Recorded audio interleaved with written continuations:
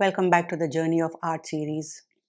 Through this series, we have journeyed through thousands of years, through thousands of uh, creative expressions where humanity has expressed their journeys within and on the outside in ways that I try to connect their evolution, our evolution from what we were to what we are, who we are, and everything in between.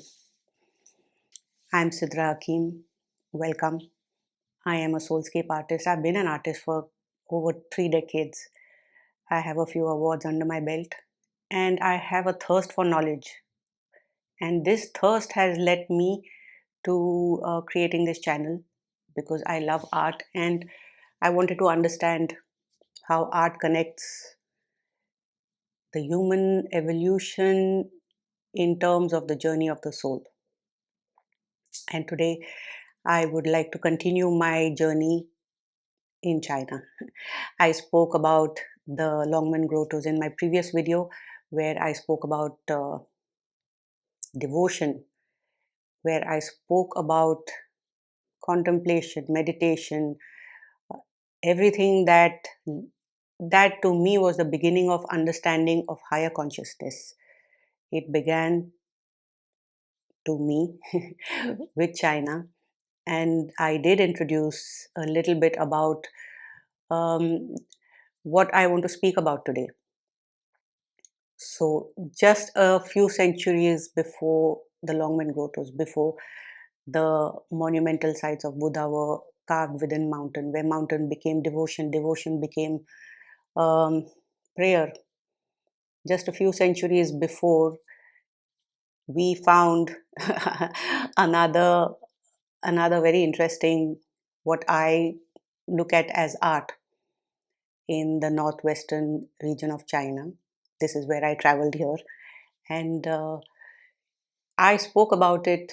I did introduce the topic a little bit in my previous video about the Terracotta Army. This is this site is what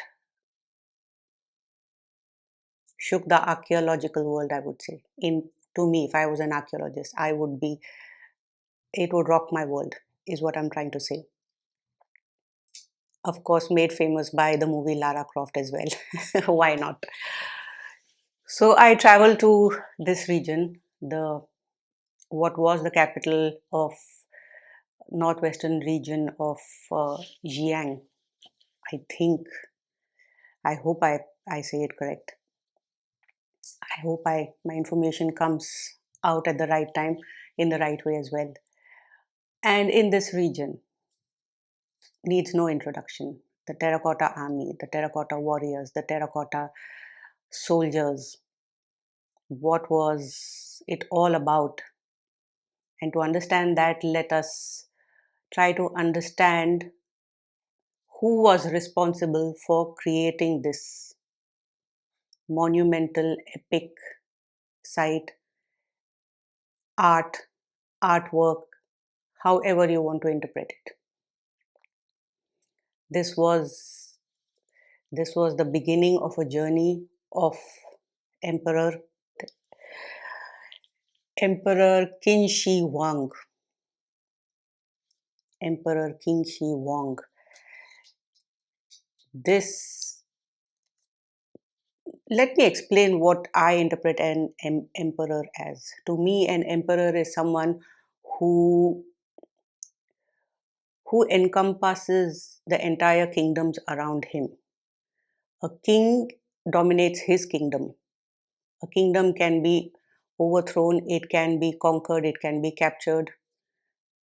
But an emperor builds an empire. He builds an empire by conquering all the kingdoms in and around him. That's how powerful an emperor is. That's how ruthless an emperor can be.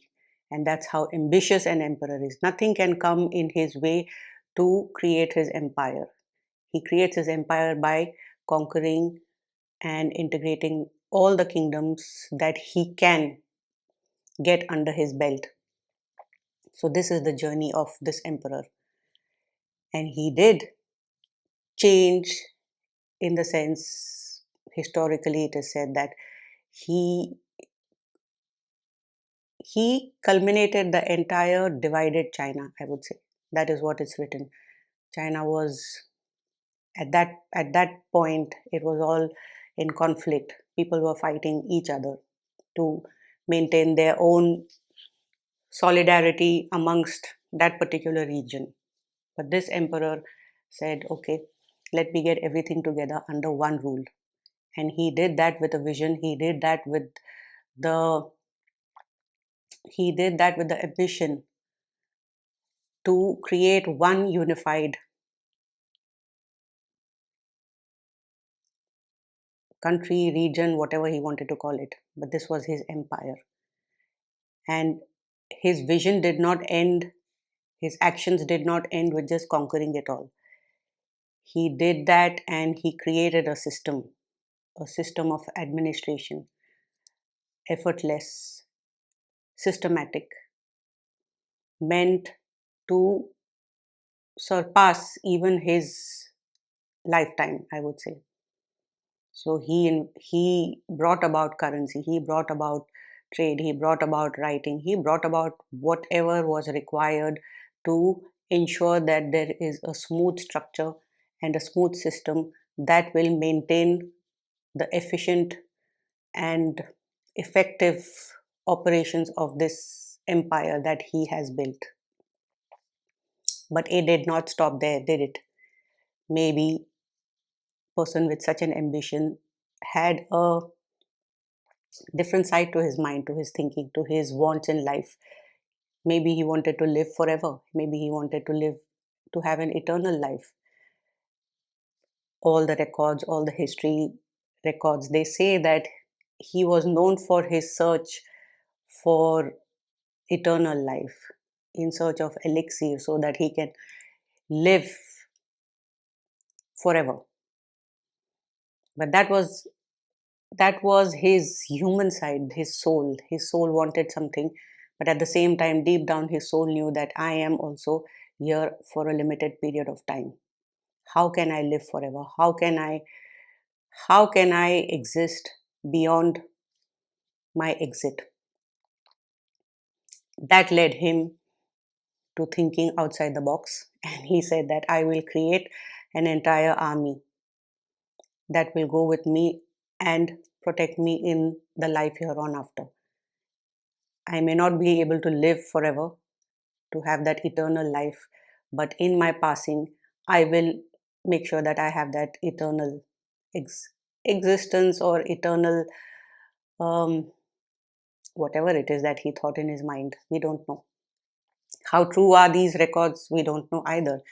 Was he genuinely searching for elixir? Did he want to live forever? We don't know. The records say that, so we assume that's that was his frame of mind. And he made this army. That this army is so structured and well made. It is made in three different phases. The first, front line, they have the frontline soldiers. Then they have the second phase is they have the charioteers, the soldiers with their chariots, with their horses, with generals. Then the third back end was the command center. That was, he executed this site with the same precision that he built his empire and was running it smoothly. That's how he made this terracotta army. Somewhere, what? Around 3,000 soldiers and generals and armies and horses and chariots, and I don't know, maybe it's more than 3,000. I have this 8,000 soldiers. I have all my information because there will be an article about this on the platform that I write. All these articles that I speak about, I write an article on meer.com. I'll put a link in the description. And I have written approximately 8,000 soldiers, 130 chariots, 520 horses, 150 cavalry horses, and so on and so forth. That's massive. That's his army. What was he thinking? That either when I go, my army goes with me to protect me in the life hereon after? Could be. He was thinking that. But he was so precise. Every he made sure that every statue, every warrior, every soldier that was sculpted was unique, one from the other. Everyone had a different expression. No two expressions are similar or the same. Every detail of the garment, of the armor that they wore, was different from one another. Every hair, the hairstyle was different from one another. And he was so smart. Every artisan who worked on one particular soldier had to write his or her name somewhere hidden under the feet, in the sleeve, or whatever, somewhere where it couldn't be seen to the naked eye, but it's there, so that if there is a damage or if there is a flaw or a fault, they would know who is responsible for that, whether they punished, executed, whatever. But every there is a signature behind every artwork, which is what artists do. So in imperialism, I don't know what was the reason for signing, but every artisan signed. Approximately what, 700,000 artisans worked on this site, creating so much detail in this. Reason being the vision of one emperor whose thought process was outside the box. He wanted, could be, that this army will go with him to protect him in the life here on after. I like to think differently because I always think outside the box as well. It could be that he loved his empire so much. He just loved what he created. He loved his army. He loved the people who served him. He had maybe a loyalty to all of them. And he said, I cannot find eternal life. Although my search is endless for the elixir, I cannot do that. So when I go, maybe I will also want these people who are dear to me to travel with me in the here on after. Could be. Yes, he's portrayed as a very ruthless emperor. He's portrayed as someone who is, and yes, emperors are harsh. To rule an entire empire with the precision that he did, he had to have a different mindset. But that doesn't mean he didn't have a human side. If he was searching for eternal life, there must have been a part of him that, I assume, that had a certain sense of loyalty and um, affection for the people who helped create and maintain and run his empire smoothly. Could be. Could be. We don't know. So since I think outside the box, this is what I was thinking. Could be there was a human side to him. And he said, I will take all of you with me to the life here on after so that we can all be together for all eternity. I was thinking in those terms. And I also compared it with Longman Grotto's. Longman Grotto's was all about the internal search,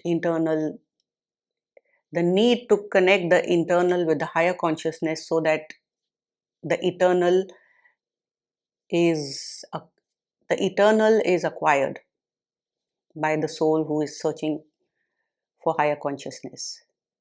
And in terracotta, everything is external. There is evidence, it is in front of your eyes. Longman Grotto's, the evidence is there, it is in front of your eyes. And in the external, the idea of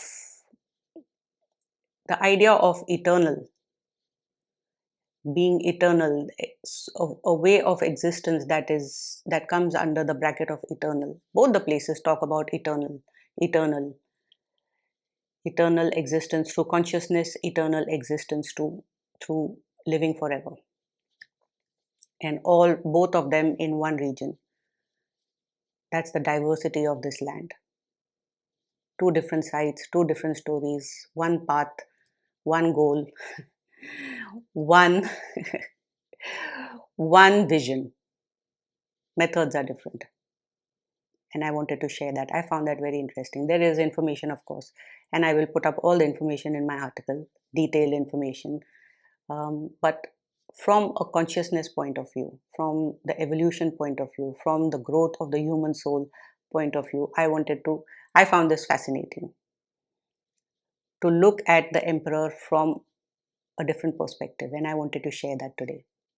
So I thank you for staying with me on this journey of art, and let's see what I speak about next.